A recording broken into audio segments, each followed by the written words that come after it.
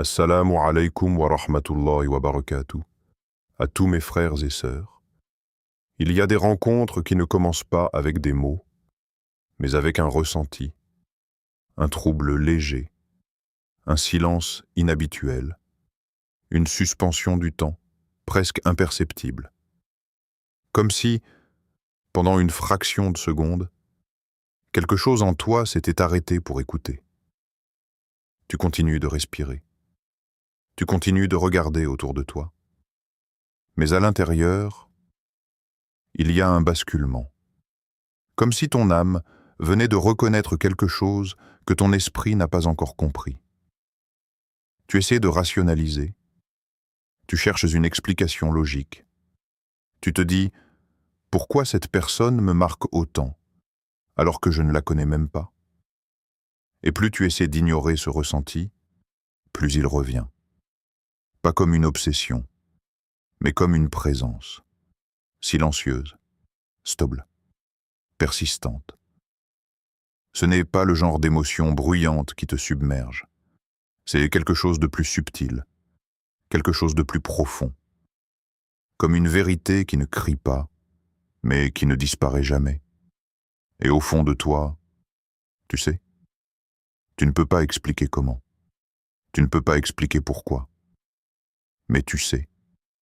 Parce que certaines connexions ne naissent pas dans le regard.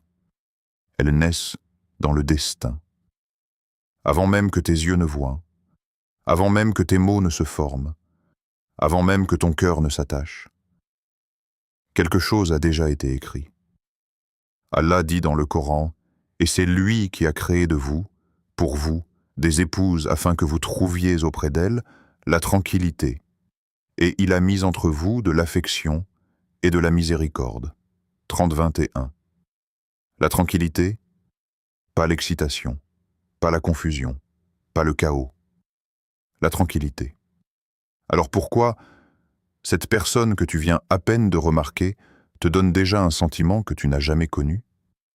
Pourquoi ce calme étrange, cette familiarité inexplicable, comme si tu retrouvais quelque chose que tu avais perdu, alors que tu ne l'as jamais eu? Peut-être que ce verset ne parle pas seulement d'amour. Peut-être qu'il parle de reconnaissance. Reconnaître ce qui a été écrit pour toi. Reconnaître ce qui te correspond au plus profond. Reconnaître ce qui apaise ton âme, sans effort. Tu ne tombes pas amoureux par hasard. Tu reconnais ce qui t'était déjà destiné. Et parfois, ce destin ne se révèle pas avec des mots, mais avec un regard. Un regard que tu ne cherches pas. Un regard que tu ne prépares pas. Un regard qui arrive et qui reste. Pas dans tes yeux, dans ton cœur. Et depuis ce moment-là, quelque chose change. Tu continues ta vie. Tu parles à d'autres personnes. Tu avances. Mais il y a comme une comparaison silencieuse qui s'installe. Personne ne crée ce même ressenti. Personne ne touche cette même profondeur. Et tu commences à te poser des questions que tu n'avais jamais envisagées. Et si ce n'était pas un hasard? Et si ce n'était pas juste une impression passagère? Et si ce moment que tu essaies d'oublier était en réalité le début de quelque chose que tu ne peux pas fuir? Alors laisse-moi te poser une question. Pourquoi certaines personnes passent dans ta vie sans rien laisser, comme si elles n'avaient jamais existé, et d'autres, sans effort, sans mots, sans histoire, réussissent à laisser une empreinte que même le temps n'efface pas? Qu'est-ce que ton cœur essaie de te dire, que tu refuses encore d'écouter? Imagine, tu es dans un endroit banal, un lieu que tu connais déjà, un endroit où rien de nouveau n'est censé arriver. Un jour comme les autres, même rythme, même pensée, même distraction. Ton esprit est ailleurs, pris dans tes habitudes, pris dans ta routine. Et puis, sans prévenir, tu la vois. Pas comme dans les films, pas de ralenti, pas de musique, pas de scène parfaite. Juste un moment simple, presque invisible pour les autres, mais pas pour toi, parce que quelque chose change. Pas autour de toi, en toi. Tu regardes, et sans comprendre pourquoi, tu ressens. Pas une attirance bruyante, pas un coup de foudre exagéré, mais une sensation différente. Comme si ton cœur reconnaissait une présence familière dans un visage inconnu. Tu détournes le regard. Tu essaies de revenir à ce que tu faisais. Tu te dis « ce n'est rien ». Tu te forces à ne pas y penser, mais c'est déjà trop tard. Parce que ce moment ne t'a pas quitté. Tu rentres chez toi, tu continues ta journée, tu parles, tu ris, tu avances. Mais au fond, il y a comme une trace. Tu repenses à ce visage. Pas volontairement. Ça revient tout seul. À un moment calme. À un moment inattendu. Tu repenses à cette présence. À ce détail que tu n'arrives même pas à expliquer. À ce calme étrange que tu as ressenti, sans raison. Et plus tu essaies d'ignorer, plus ça s'installe. Les jours passent, un jour, puis deux, puis plusieurs. Et cette personne ne disparaît pas de ton cœur. Ce n'est pas logique, ce n'est pas rationnel. Tu ne lui as presque pas parlé. Tu ne connais rien d'elle, et pourtant, elle est là. Comme une pensée persistante, comme un souvenir qui refuse de s'effacer, comme une présence silencieuse qui t'accompagne. Alors tu commences à te questionner. Pourquoi? Pourquoi cette personne et pas une autre? Pourquoi ce moment? Et pas les milliers d'autres que tu as vécus sans importance? Pourquoi ton cœur s'est-il arrêté là, alors qu'il a ignoré tant de visages? Allah dit, « Il se peut que vous aimiez une chose alors qu'elle est mauvaise pour vous, et il se peut que vous détestiez une chose alors qu'elle est un bien pour vous. Allah sait, et vous ne savez pas. » 2:216. Tu relis ce verset dans ta tête, et tout devient encore plus troublant. Parce que tu réalises une chose. Tu ne maîtrises pas ce que ton cœur ressent. Tu ne contrôles pas ce qui te marque. Tu ne décides pas de ce qui reste. Il y a quelque chose de plus grand. Quelque chose qui agit en silence. Quelque chose qui te guide sans que tu le comprennes. Peut-être que tu ne comprends pas encore. Peut-être que tu doutes. Peut-être même que tu essaies de te convaincre que ce n'est rien. Mais si cette personne est écrite pour toi, tu ne pourras pas l'oublier. Pas parce que tu es faible, mais parce que ton cœur est connecté à ce qu'Allah a décrété pour toi. Et ce qui est écrit trouve toujours un chemin, même dans l'oubli, même dans la distance, même dans le silence. Alors laisse-moi te poser une question. Et si cette personne que tu n'arrives pas à oublier, celle que tu essaies d'effacer mais qui revient toujours, n'était pas un test, mais une promesse que ton cœur a reconnue avant même que ta vie ne la comprenne? Et si ce que tu ressens aujourd'hui n'était que le début d'une histoire que seul ton cœur était capable de lire pour l'instant? Il y aura un moment. Pas demain, pas un jour peut-être, un moment précis, écrit, mesuré, inévitable. Et quand il arrivera, tu le sauras. Pas avec ta tête, pas avec des calculs, mais avec une certitude qui ne tremble pas. Parce qu'à cet instant, tout ce qui était flou deviendra clair. Tout ce qui te faisait hésiter disparaîtra. Toutes les questions qui tournaient dans ton esprit s'éteindront. Comme si on avait enfin éteint le bruit.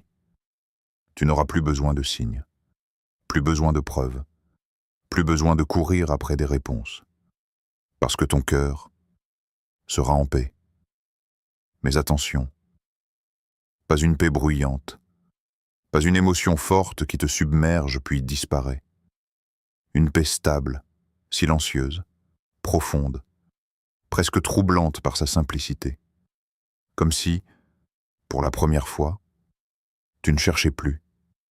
Comme si tout ce que tu poursuivais depuis longtemps venait enfin à toi. Et à ce moment-là, tu comprendras. Tu comprendras pourquoi certaines choses n'ont jamais marché. Pourquoi certaines personnes sont parties? Pourquoi certains attachements se sont brisés? Tu comprendras que ce n'était pas des pertes. C'était des protections. Allah dit « Et place ta confiance en Allah ». Et Allah suffit comme protecteur. 33.3. Ce verset, tu l'as peut-être déjà entendu. Mais ce jour-là, tu vas le ressentir, vraiment.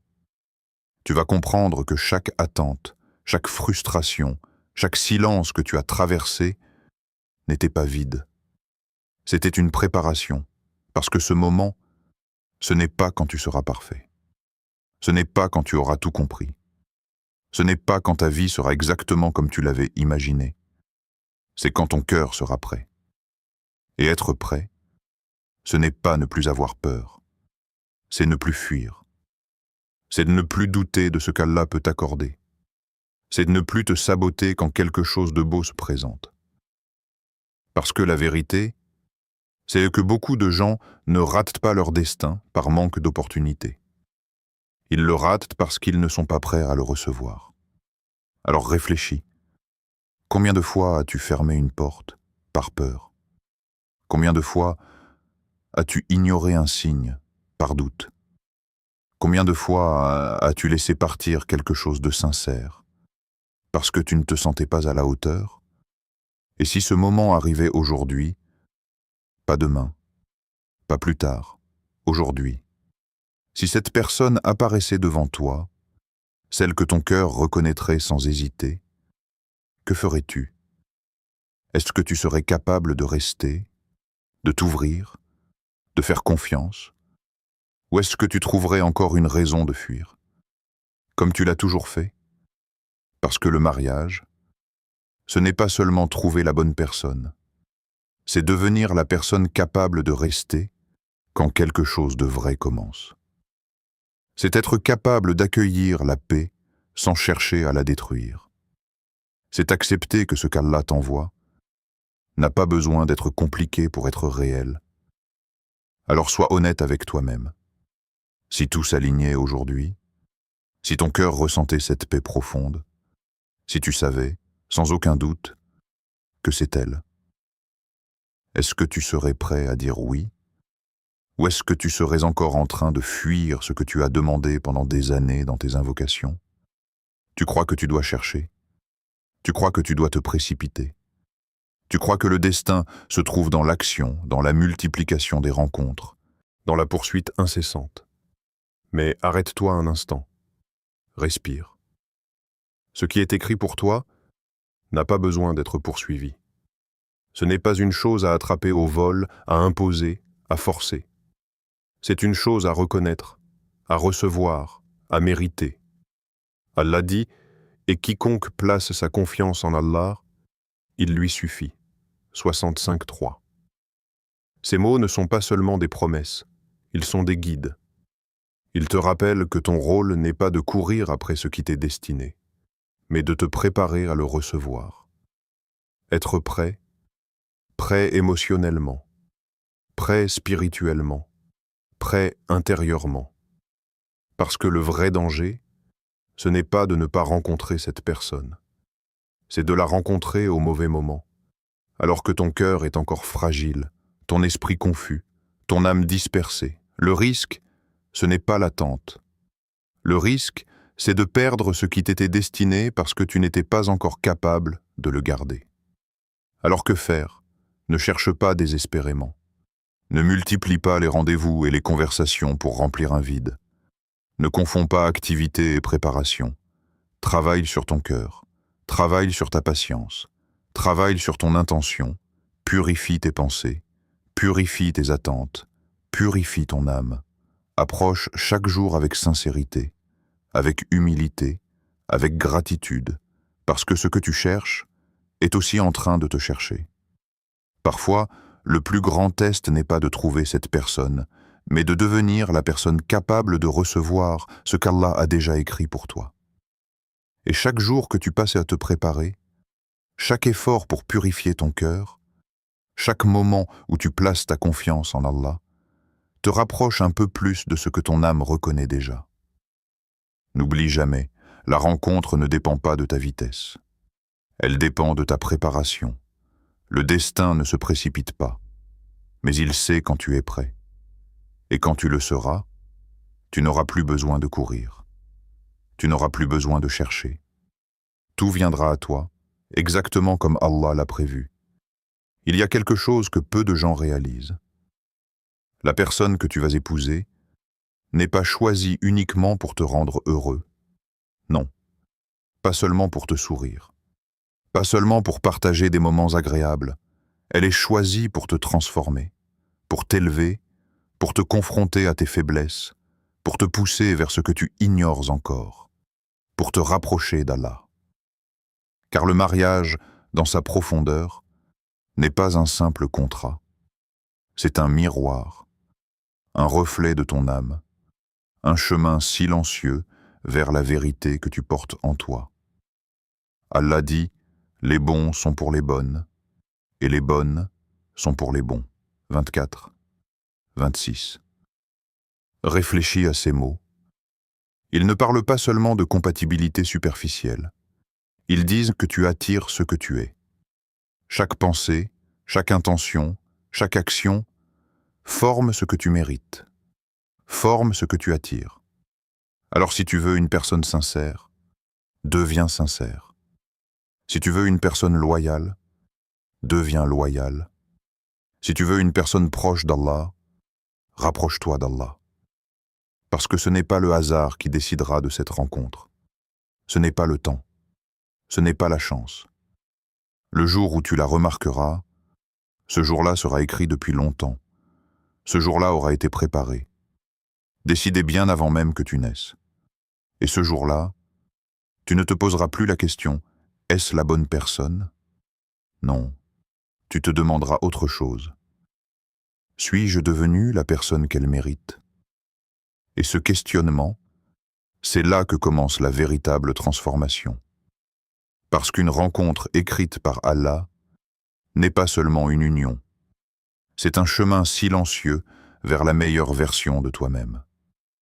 Chaque sourire qu'elle provoque en toi, chaque parole qui te touche, n'est pas là pour te flatter, mais pour t'éveiller, pour te guider. Et quand tu comprendras cela, tu sauras que l'amour véritable ne se limite pas à ce que tu reçois, mais aussi à ce que tu deviens. C'est le secret que peu de gens comprennent, mais que ton âme reconnaîtra dès le premier instant. Ce que tu cherchais, ce que tu espérais, ce que tu croyais être un simple rêve, tout cela se dévoile quand ton cœur et ton âme sont prêts à comprendre la profondeur du destin que Allah a écrit pour toi.